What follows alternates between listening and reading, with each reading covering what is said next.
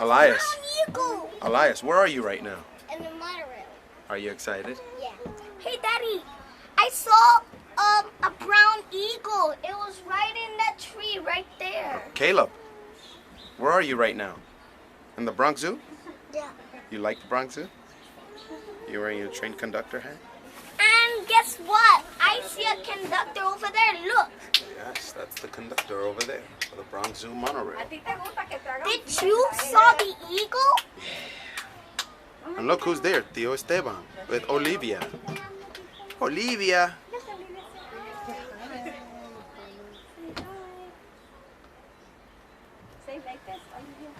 Olivia, kiss. Can I sit in your lap?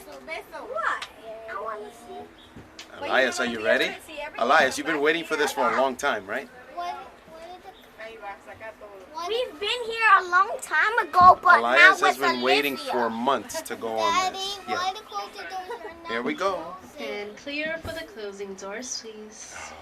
Good morning, wildlife explorers. Welcome aboard the Wild Asia Monorail. My name is Myra, and I'll be your tour guide. Hello, everyone. Welcome aboard. Hi. For your safety, please remain seated at all times with your hands and feet inside the train and refrain from eating, drinking, or smoking during our journey.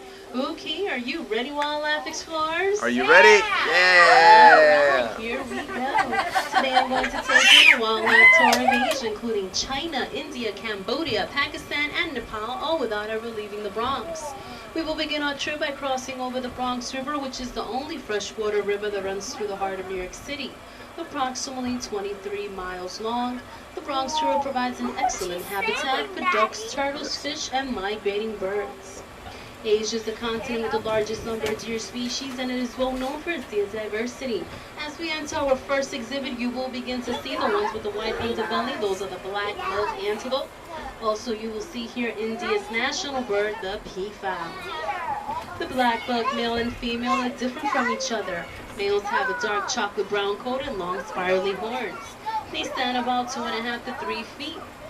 Female black bucks have no horns and are slightly smaller than the males, and they're a light tan color. That's a male black buck there towards the center with the long spiral horns. There's another black buck towards the right there. And the ones that don't have any horns are the females. And India's national bird, did you know that only the males are called peacocks? The females are called peahens. The males use those long colorful feathers to attract the peahens. Those are not really tail feathers but back feathers, and displaying those beautiful colorful feathers is the peacock's pride and glory. Coming up, you will see some small huts, and these small huts represent an important conservation story. And here's a little bit more on that. Enrichment is the term. Here at the zoo, we help gap the horn of our... In 1970, there were estimated to be only 66 of the Barasingha deer remaining in central India. But this population was saved by the cooperation of the local Indian community.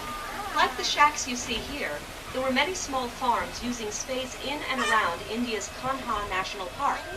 These people were coming into contact with the deer and the tigers that were also living there. Through cooperation with the Indian government, local communities agreed to relocate their villages. By moving, the farmers still had land to farm, but the tigers and their prey got more room to roam. The next animal you are going to see was on the verge of extinction. In fact, the Mongolian wild horse was extinct. Oh, in Elias, nature wild and horses. could only be found in captivity. Recently, there have Look, been Caleb, some wild horses. Look, reintroductions of Elias, look Mongolian us. wild horses to several areas of Mongolia and China, from herds of North American and Asian zoos. Have those cameras ready? You will be seeing the Mongolian wild horse there towards the center. There's a lot more coming up.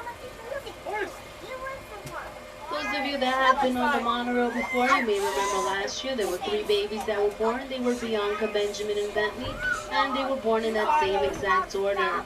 It's a little hard to tell them apart today because they have grown up, but I'm pretty sure most of you can distinguish which 3 are the younger ones.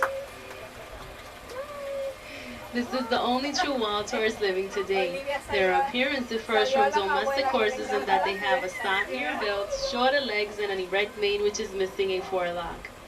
There are also genetic differences that distinguish these wild horses from domestic horses. Captive breeding of Mongolian wild horses started with a group of 28 animals in 1901. Yes. We received this first Mongolian wild horse in 1902, and we have maintained maintained our herds since then. Lions, the horses are up there. Okay, have those cameras ready. Here is the rest of the Mongolian wild horse family. And look for those three younger ones, Bianca, Benjamin, and Bentley, which were born last year. And here's a little bit more about the Mongolian wild horse. Here at the zoo, we help Gower and enrich. Here at the zoo, we help the horn of Arana. In 1970, the first accounts of Mongolian wild horses come from rock engravings, Elias. paintings, and even having cave fun, drawings dude? that date back more than 20,000 years. And the first written accounts were from Tibet, sometime around 900 AD. But these horses remained largely unknown and unnamed to the Western world for many years. During an expedition to Central Asia in 1879, a famous Russian explorer and naturalist, Colonel Nikolai Przewalski, encountered the horse in Western Oh, Mongolia. check it out, guys. Because of his discovery, this species is also known as Przewalski's horse. Okay, ladies and gentlemen, have Whoa, those cameras ready. check As it soon out, as we enter, boys. you'll begin to see the Gower, the largest wild cattle in the world, and also the brown antler deer. The Gower are the largest wild cattle in the world. The male Gower can weigh up to 2,000 pounds. That's as much as a small car. They stand up to 6 feet tall and are 10 feet long. With the large size and impressive horns, a male Gower can fight off just about anything, even a tiger. What threatens these huge animals is the loss of their Asian habitat and the diseases they can catch from domestic cattle. Here you will also see the brown antler deer. The brown antler deer get their name from the curved shape of the male deer's antlers, currently classified as vulnerable. These deer are continuing to lose their wild space. In many areas, herds must resort to feeding on crops as their natural habitat has been taken over for farming. Okay. That one there towards the center, that is the largest Gower, the darkest and largest out of all of them. That is the alpha male, and his name is Mr. Eddie Gower. And he's known He's for very being the fast. ladies' man. And here at the Bronx Zoo, we have a special program that holds Gower as well as brown antler deer. Yeah.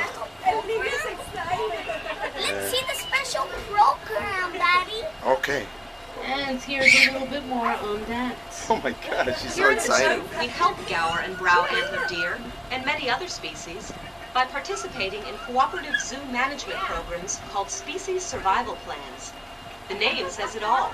The plans aim to help these animals survive. Zoos across the country work together to maintain genetically diverse populations of rare and endangered species. Maybe we'll see a monkey. And Maybe. coming up next, we will be looking for a tiger. Maybe. Tigers try to provide excellent camouflage, so tigers are Yes. often difficult to find. Maybe we'll see it Tigers again. are so Okay. sensitive Maybe it that went even professional down. researchers have trouble finding Let's see. them. Adult tigers are typically solitary and live alone in the wild, which is why you will only see one tiger in an exhibit at a time. As we look for the What tiger, happened, I Caleb? would like to ask you all to What happened? continue to remain seated for your own Oh, safety okay. purposes. And I would like to ask you all to help me look for the tiger. Remember, ladies and gentlemen, boys and girls, tigers are very secretive. If you see the tiger first, just point him out. We're currently looking for Savita, and Savita is a 13-year-old female Malayan tiger.